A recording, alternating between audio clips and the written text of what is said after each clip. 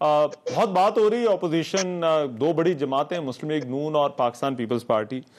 PDM है अभी भी आपकी नजर में कायम है आज जो कुछ हुआ? शुक्रिया। अगर ये बात की जा रही है कि हम जो है वो मौलाना फजलुर रहमान के सामने बात रखेंगे और करेंगे और कुछ बयान दे के ठहर गए हैं लोग, तो इसका मतलब है कि पीडीएम को चलाना भी चाहते हैं। अगर पार्टी से शिकवा है और एक हद से आगे नहीं बढ़ रहे हैं और दोनों तरफ पीडीएम के प्लेटफॉर्म पे बात रखी ये हो रही है तो रखना चाहते हैं। अच्छा शैला साहबा, मेरा ख्याल है आपकी कुछ ऑडियो का जरा प्रॉब्लम है। लेट मी फिक्स दैट, हम जरा इसको फिक्स कर लेते। जी वो ठीक नहीं आ रही ऑडियो। मैं कोशिश करता हूं कि इसको हम ठीक कर रहे हैं, बट मैं जरा आजम तारड़ साहब के पास उतनी देर चला जाऊं। आजम तारड़ साहब, सर पीपल्स पार्टी अपना हक समझ रही है, आपको आपकी पार्टी आपके साथ खड़ी हुई, आपकी पार्टी ने कहा कि आप ही हैं। कल रात तक भी जो मरीम नवाज ने स्टेटमेंट दी, ये इतना बड़ा फैसला पीपल्स पार्टी ने ले लिया, आपने दरखास्त भी एक दिन पहले जमा करा दी थी, ये क्यों हुआ आपकी नजर में? क्या मिसकम्युनिकेशन है दोनों पार्टीज के अंदर? ये ऑपोजिशन लीडर के ओहदे पर जो है वो इस कदर जो है वो अपोज्ड व्यूज क्यों हैं दोनों पार्टियों के? जी बहुत शुक्रिया रहमान। मेरा ख्याल है थोड़ी सी कई दफा जब सियासत में कम्युनिकेशन गैप्स आते हैं और उसकी वजह से चीजें ज्यादा खराब होती हैं। ये तो बड़ा सिंपल सा एक फार्मूला था जिस दिन शायद खाकान नवासी साहब के यहाँ पीडीएम की मीटिंग हुई लीडरशिप की, और उसमें फार्मूला तय किए गए। तो तय ये किया गया कि पीपल्स पार्टी क्योंकि सिंगल लार्जेस्ट पार्टी है तो चेयरमैन सेनेट की स्लॉट जो है वो पाकिस्तान पीपल्स पार्टी लेगी।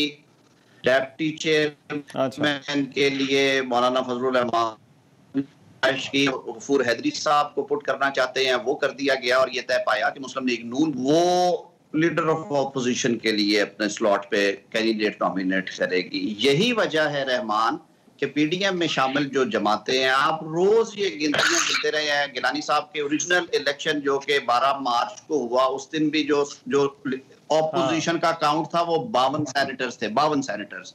और उसमें तकसीम यूं है कि 21 पीपल्स पार्टी, 17 मुस्लिम लीग नून, 5 मौलाना फजलुर रहमान साहब, 1 है जमायत इस्लामी के और एएनपी के, बीएनपी के, नेशनल पार्टी के और पख्तूनख्वा मिली अवामी पार्टी के 2 सेनेटर्स हैं। तो इसी तनाजुर में जब मुस्लिम लीग नून ने अपना कैंडिडेचर पुट किया तो मुस्लिम लीग नून को सपोर्ट दी। 5 के 5 जो सेनेटर्स हैं उन्होंने मेहरबानी की, उन्होंने मुस्लिम लीग नून के जो नामजद उम्मीदवार थे उनके लिए डिक्लेरेशन फाइल किया।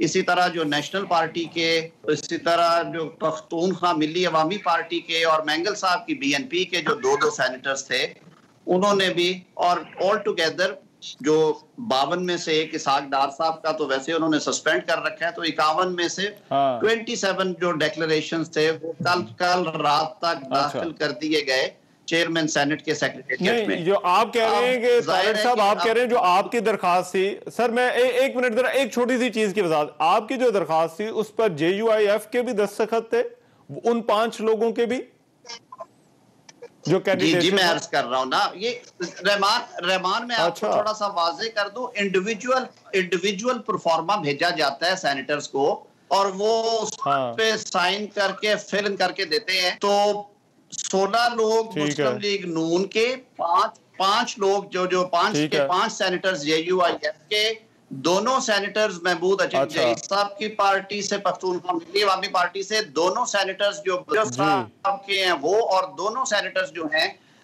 बीएनपी अख्तर मेंगल साहब के। उन्होंने ये तमाम जो 27 लोग हैं उन 27 लोगों ने 51 में से 27 लोगों ने कल शाम तक जमा करा दिए थे डिक्लेरेशंस। और इसी वजह से आप लोगों ने टीवी अखबार में देखा कि जी वो मेजॉरिटी सेनेटर्स ने उनको कर दिया है। पाकिस्तान पीपल्स पार्टी खामोश थी क्योंकि 21 सेनेटर्स उनके, 2 एएनपी के साथी और 1 जमात इस्लामी, ये 24 लोग थे। फिर राब्ता किया इन्होंने, जो एक हमारे नाराज रुकन थे दिलावर साहब से, वो 25 हो गया। तो तो इस तरह हाँ। 52 के हाउस में 27-25 के साथ ये डिक्लेरेशंस थे। आज फिर अचानक पता चला अच्छा। कि जो 2 सेनेटर्स जो कि ट्रेजरी बेंचेस पे बैठते थे, हिलाल साहिब और हिदायत साहब, फाटा से जिनका 2018 से वो ट्रेजरी हाँ। बेंचेस का हिस्सा थे, उन्होंने ऑप्ट कर लिया है फॉर ऑपोजिशन बेंचेस।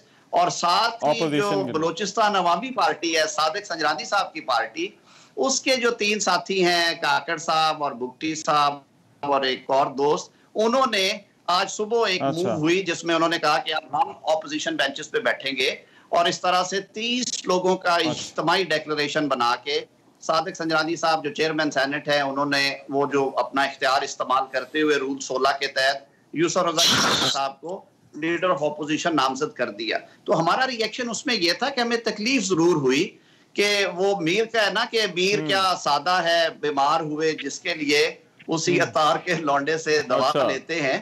तो वो बीएपी की सपोर्ट की बजाय क्या बेहतर होता कि अगर वो मिल बैठ के पीडीएम में अपना केस लड़ते, और पीडीएम के साथियों ने तो इसीलिए नहीं तो पीडीएम में पीपल्स पार्टी का देखें, आज गिलानी साहब ने जो बात की, गिलानी साहब ने कहा कि बात हुई थी लेकिन अंडरस्टैंडिंग हमने उस वक्त, राजा साहब ने जो है वो ये बात इस वजह से नहीं की कि माहौल जो है वो नहीं था, लेकिन अंडरस्टैंडिंग ये थी कि इलेक्शन के बाद इसका फैसला करना है। अब बात यहां पर भी आ जाती है क्योंकि पीपल्स पार्टी कहती है हमारा राइट है, तो आपका क्लेम ये है, आप कहते हैं कि ये अंडरस्टैंडिंग थी, तो वो कितनी के पक्की अंडरस्टैंडिंग थी? आप you are privy to so many things, तो आप जरा को बताया ना कि कितनी मैं बताता हूं, मैं जो है वो रहमान स्ट्रॉन्ग अंडरस्टैंडिंग थी। हाँ, मैं बताता हूँ। स्ट्रॉन्ग इसलिए थी कि पाकिस्तान मुस्लिम लीग नून के पास 83 वोट थे कौमी असेंबली में, और पाकिस्तान मुस्लिम लीग नून लार्जेस्ट पार्टी होने की वजह से अपना सेनेट का उम्मीदवार वहां पे पुट कर सकती थी, लेकिन पाकिस्तान मुस्लिम लीग नून ने पीडीएम के फैसले के ताबे